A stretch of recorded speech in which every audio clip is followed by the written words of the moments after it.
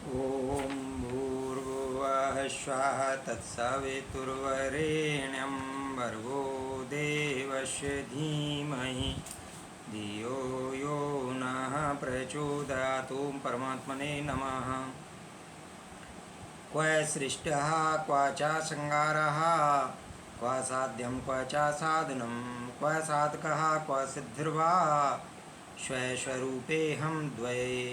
क्व कहाँ सृष्टि क्व कहाँ च और संहार प्रलय क्व कहाँ साध्यम क्व कहाँ च और साधन क्व कहाँ साधक क्व कहाँ सिद्धि व अथवा स्वरूपम आत्मस्वरूप में अद्वैत रूप में मुझ अद्वैत स्वरूप में कहाँ सृष्टि की उत्पत्ति और उसका प्रलय, कहाँ साध्य कहाँ साधन कहाँ साधक और कहाँ सिद्धि अर्थात कुछ भी तो नहीं है।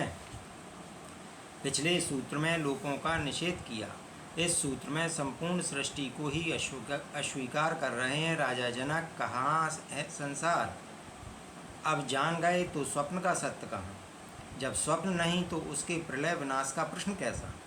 सृष्टि का अर्थ जन्म के अर्थ में भी लिया जा सकता है और संहार अर्थात मृत्यु उसे जन्म तथा लय भी कहा जा सकता है। जब उत्पत्ति जन्म तथा संसार को ही नकार दिया तो उनसे जुड़े हुए शब्द लय मृत्यु एवं संहार तो स्वयं ही समाप्त हो गए। राजा जनक सद्गुरु के कारण सिर्फ बोध मात्र से ही इस अद्वैत स्वरूप को उपलब्ध हुए। वे कहते हैं कि जब सारा संसार आत्मा का ही विस्तार है तो आत्मा ही मूल तत्व है, वही अस्तित्व है।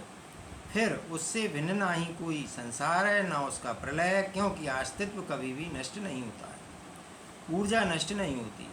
जिसने आत्मा को प्राप्त कर लिया उसके हेतु साध्य साधन एवं सिद्धि सभी बेकार हैं। ये सारे अज्ञानी हेतु होते हैं। कहने का तात्पर्य है कि संसार के संदर्भ में बंधन मुक्ति की बात साधक साधन और साध्य आदि की त्रिपुटी बनती थी। जब संसार ही नहीं तो त्रिपुटी कैसे? तब सिद्धि की बात ही अर्थहीन हो गई। जनक कहते हैं कि अद्वैत रूप स्वरूप में स्थित मुझ में इन सारे सापेक्षिक द्वंद्व परक शब्दों का अब अर्थ नहीं रहा, अर्थात ये सारे अब मेरे लिए अर्थहीन हो गए हैं।